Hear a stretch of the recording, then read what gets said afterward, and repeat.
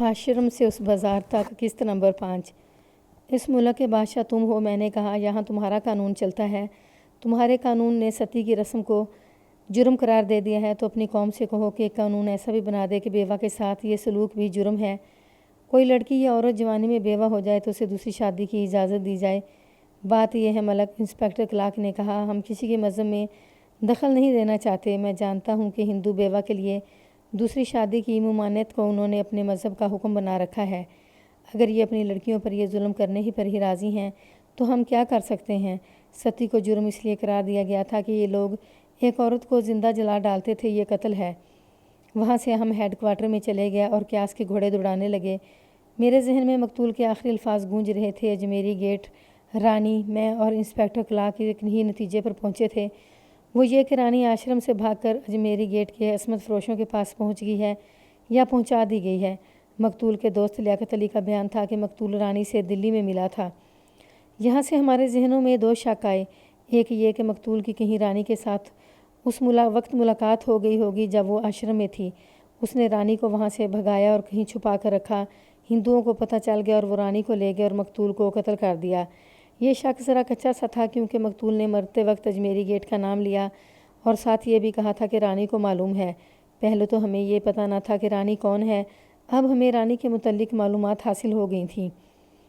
दूसरा शक ये कि रानी अजमेरी गेट के किसी असमत फरोश के पास है और मकतूल के साथ उसकी मुलाकात होगी और मकतूल ने उसे वहाँ से भगाने की कोशिश की और नाकाम रहा, या शायद कामयाब भी हो गया और अजमेरी गेट के लोगों ने, जिनके पास रानी थी, मकतूल को कत्ल कर दिया।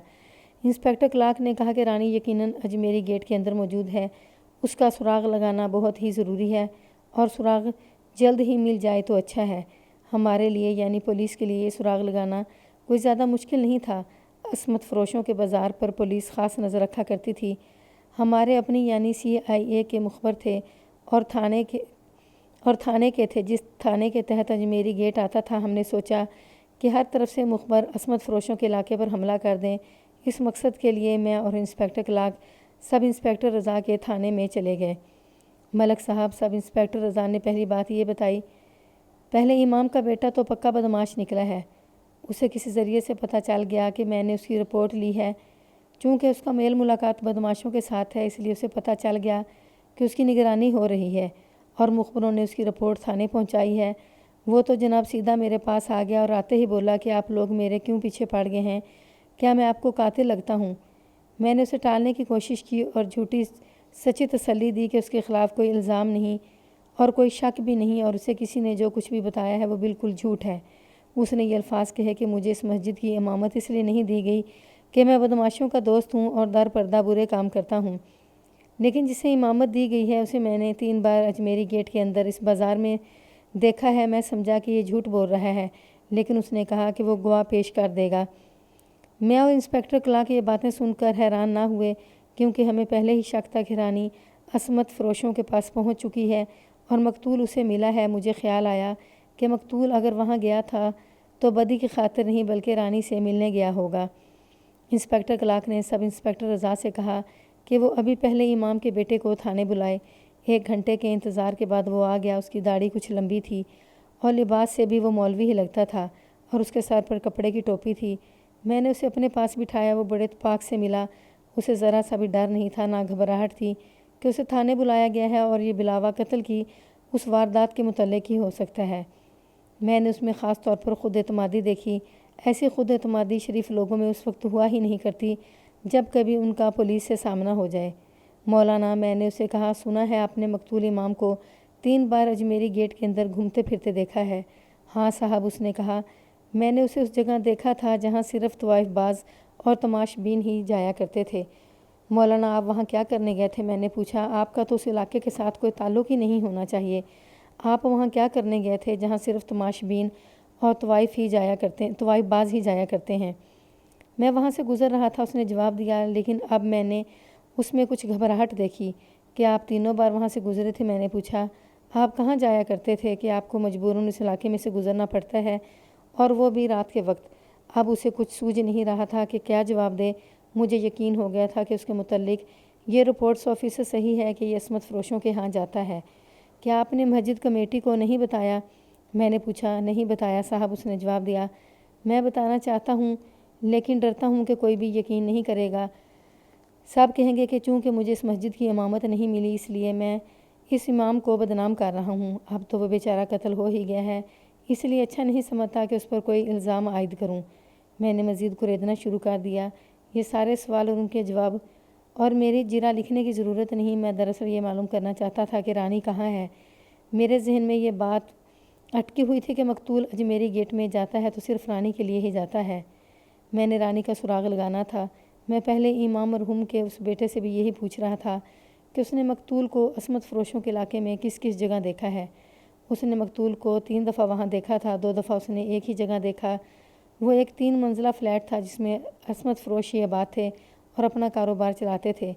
میں نے یہ فلیٹ اپنے ذہن میں رکھ لیا، امام کے بیٹے کو فارغ کر دیا۔ اس پر ہمیں کوئی شک نہیں تھا۔ پہلے شک ہوا تھا، وہ اس پوچھ گچھ میں ختم ہو گیا۔ اس سے تو ہمیں بڑے ہی کارآمد سراغ مل گیا تھا۔ اسے فارغ کر کے میں نے سب انسپکٹر رضا کو اپنی ضرورت بتائی اور کہا کہ وہ اپنے اس بازار کے مخبروں کو بلا کر کہے کہ وہ معلوم کریں کہ اس فلیٹ میں رانی نام کی ایک نوجوان لڑکی چند مہینے ہی آئی ہے یا لائی گئی ہے۔ میں نے رضا کو یہ بھی بتایا یہ لڑکی امبالہ کی رہنے والی ہے اور دلی کے آشرم سے بھاگی ہے یا اسے کس طرح دھوکے میں یہاں لایا گیا ہے۔ وہاں سے ہم اس تھانے میں چلے گئے جس کے تحت اجمیری گیٹ کا اندرونی علاقہ آتا تھا۔ اس تھانے کا SHO ایک ہندو سب انسپکٹر امر ناتھ تھا۔ اسے بھی اپنی یہ ضرورت بتائی جو رضا کو بتائی تھی اور اسے کہا کہ وہ معلوم کر کے بتائے کہ رانی نام کی لڑکی اس فلیٹ میں ہے یا نہیں یا وہ کہاں رہتی ہے۔ وہاں سے ہم اپنے ہیڈ کوارٹر میں چلے گئے اور اپنے خاص مخبر بلائے۔ وہ بڑا تجربہ کار انفارمر تھے۔ وہ جب آئے تو انہیں بھی رانی کے متعلق تمام معلومات دے کر بھیج دیا۔ پولیس کے شعبہ CIA کو بڑے ہی زیادہ اختیارات حاصل ہوتے ہیں۔ تھانوں کے SHO وغیرہ CIA کے تفتیشی افسروں کے ساتھ جان لڑا کر تعاون کیا کرتے تھے۔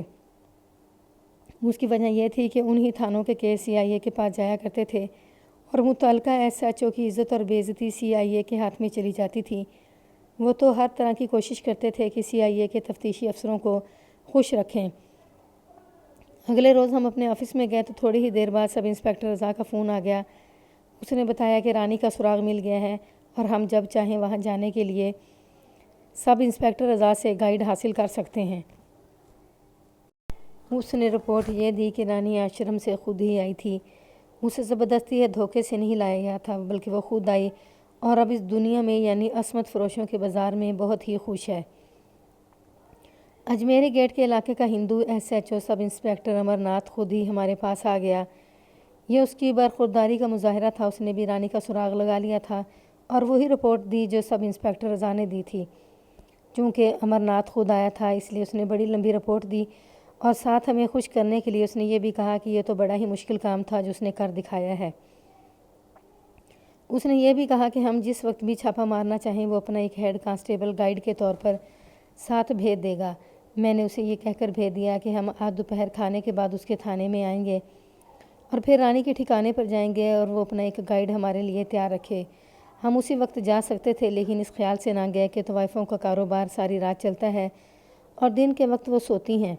میں نے انسپکٹر کلاک سے مشورہ کیا کہ ابھی تو صبح ہے اور رانی بڑی گہری نیند سوئی ہوئی ہوگی، اسے کچھ دیر آرام کر لینے دیا جائے تاکہ وہ تر و تازہ ذہن کے ساتھ ہمارے ساتھ بات چیت کر سکے۔ میں نے تو یہ مشورہ بھی دیا تھا کہ رانی اور اس کے 1-2 آدمیوں کو CIA ہیڈ کوارٹر میں ہی بلا لیں، لیکن انسپکٹر کلاک نے ہنس کر کہا کہ چلو وہیں چلتے ہیں، اسی بہانے اس بازار کی سیر کر لیں گے۔ ہم دوپہر کے کھانے سے فارغ ہو کر 1:30 بجے کے لگ بھگ چل پڑے اور امر ناتھ کے تھانے میں پہنچے۔ اس نے ہمارے لیے ایک ہیڈ کانسٹیبل تیار رکھا ہوا تھا۔ یہ ہیڈ کانسٹیبل ہمیں ہماری مطلوبہ جگہ لے گیا۔ فلیٹ کی دوسری منزل پر جا کر ہیڈ کانسٹیبل نے ایک دروازے پر دستک دی۔ دروازہ ایک ادھیڑ عمر آدمی نے کھولا۔ وہ ہیڈ کانسٹیبل کو وردی میں دیکھ کر گھبرا گیا۔ اس نے ایک انگریز کو دیکھا تو اور زیادہ پریشان ہوا۔ اگر باوردی ہیڈ کانسٹیبل ساتھ نہ ہوتا تو یہ آدمی ہمیں اپنا گاہک سمجھ کر پرتپاک استقبال کرتا۔ ہیڈ کانسٹیبل نے اسے بتایا کہ دونوں صاحب خفیہ پولیس کے انسپکٹر ہیں اور رانی کا بیان لینا چاہتے ہیں۔ رانی؟ اس آدمی نے حیرت سے کہا، یہاں تو کوئی رانی نہیں۔ ہیڈ کانسٹیبل کو یقین تھا کہ رانی یہاں ہے، مخبروں کی رپورٹیں غلط نہیں تھیں۔ ہیڈ کانسٹیبل نے اس آدمی کو کوئی اور بات نہ سنی۔ اس نے اس شخص کو دھکا دیا اور دروازہ پورا کھول کر ہمیں کہا، چلیے صاحب۔ ہم دونوں اندر چلے گئے۔ یہ خاصا کشادہ کمرہ تھا جس کی زیبائش دیکھنے والی تھی۔ ایک طرف فرش پر گدا بچھا ہوا تھا اور اس پر بڑی لمبی چوڑی پھولدار چادر بچھی ہوئی تھی، اس پر چند ایک گول تکیے پڑے تھے۔ دوسری طرف یعنی آدھے کمرے میں صوفے بھی پڑے ہوئے تھے اور ایک خوشنما اور بیش قیمت قالین بھی بچھا ہوا تھا۔ اس سے اندازہ ہوا کہ یہاں پرائیویٹ طوائفیں یا کال گرلز رہائشی ہیں اور یہاں کوٹھے پر بیٹھنے والی طوائفیں نہیں ہوتی۔ رانی کو فوراً پیش کرو، ہیڈ کانسٹیبل نے کہا۔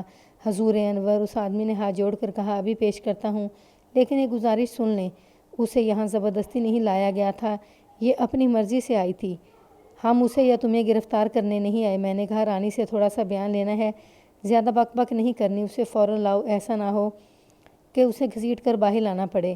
وہ ساتھ والے کمرے میں چلا گیا اور 3-4 منٹ بعد واپس آیا تو اس کے ساتھ ایک نوجوان لڑکی تھی۔ اس نے بتایا کہ یہ رانی ہے۔ انسپکٹر کلارک نے بے ساختگی سے انگریزی میں کہا، اوہ، یہ تو میری توقع سے زیادہ خوبصورت ہے۔ رانی واقعی خوبصورت لڑکی تھی، مجھے اس کے نقش و نگار کے علاوہ اس کا قد کاٹ اور جسمانی ساخت زیادہ اچھی لگی۔ اس کا حسن یہ تھا کہ اس وقت وہ اپنے قدرتی روپ میں تھی۔ اس نے وہ میک اپ نہیں کیا ہوا تھا جو طوائفیں رات کے وقت کرتی ہیں، اور نہ ہی اس نے بالوں میں کنگھی کی تھی۔ وہ قدرتی رنگ و روپ میں ہمارے سامنے کھڑی تھی۔ انسپکٹر کلارک، میں نے انگریزی میں کہا، اس لڑکی کو دیکھ کر کیا تم ہندوؤں پر لعنت نہیں بھیجو گے؟ اس لڑکی کو اس بدبخت قوم نے خود عصمت فروش بنایا ہے۔ یہ بے غیرت ہندو یہ صورت قبول کر لیتے ہیں کہ ان کی ایک بیوہ لڑکی عصمت فروشوں کے ہاں پہنچ جائے، مگر اسے شادی کی اجازت نہیں دیتے، اسے منحوس سمجھ کر دھتکار دیتے ہیں۔ یہ لڑکی معمولی گھرانے کی ہے، لیکن کوئی بھی اپر کلاس کا یا امیر کبیر آدمی اس کے ساتھ شادی کرنے میں خوشی محسوس کرے گا۔ ذرا دیکھو یہ اس عمر میں کس جہنم میں آ پڑی ہے۔ انسپکٹر کلارک رانی کو ٹکٹ کے باندھے دیکھ رہا تھا۔ بیٹھ جاؤ رانی، میں نے کہا، گھبراؤ مت، ہم پولیس کے افسر ہیں، لیکن تمہیں گرفتار کرنے نہیں آئے، تم سے کچھ پوچھنا ہے۔ وہ ڈرے جھجکتے ہوئے ہمارے ساتھ صوفے پر بیٹھ گئی۔ میں نے اس کے آدمی سے کہا کہ وہ یہاں سے چلا جائے۔ ہیڈ کانسٹیبل کو بھی میں نے کمرے سے باہر بھیج دیا۔ آپ مجھ سے شاید یہ پوچھنا چاہتے ہیں کہ میں یہاں کس طرح پہنچی ہوں، رانی نے پُر اعتماد لہجے میں کہا۔ یہ میں آپ کو پہلے ہی بتا دیتی ہوں کہ میں اپنی مرضی سے آئی ہوں اور اس جگہ کے سوا میرا کوئی اور ٹھکانہ نہیں تھا۔ مجھے تو یہ توقع تھی کہ یہ لڑکی گھبراہٹ کی حالت میں بات کرے گی اور ہم کچھ پوچھیں گے تو جھینپ اور جھجک کر جواب دے گی، لیکن اس نے جب بات کی تو مجھے اندازہ ہوا کہ اس لڑکی کو اپنے آپ پر پورا اعتماد ہے اور عقل بھی رکھتی ہے اور بولنے کی جرأت بھی۔ نہیں رانی، میں نے کہا، ہمیں سے کوئی غرض نہیں کہ تم یہاں کس طرح پہنچی ہو، یا تمہیں کوئی اغوا کر کے لایا ہے یا تم خود آئی ہو۔ ہمارے پاس تمہاری گمشدگی کی کوئی رپورٹ نہیں، نہ تمہارے باپ کو اس کا کوئی افسوس ہے کہ تم لاپتہ ہو، اور نہ ہی آشرم والوں کو کوئی دلچسپی ہے کہ تم کہاں چلی گئی ہو۔ آشرم والوں نے تمہارے باپ کو کبھی کی اطلاع بھجوا دی تھی کہ تم آشرم سے لاپتہ ہو گئی ہو۔ ہم کسی اور سلسلے میں آئے ہیں اور تم سے توقع رکھتے ہیں کہ تم جھوٹ نہیں بولو گی۔ جھوٹ کیوں بولوں گی؟ اس نے جرأت مندانہ لہجے میں کہا۔ مجھے میرے اپنے باپ نے اور ہماری قوم کے رسم و رواج نے اور آشرم کے پنڈتوں نے یہاں آنے پر مجبور کیا ہے۔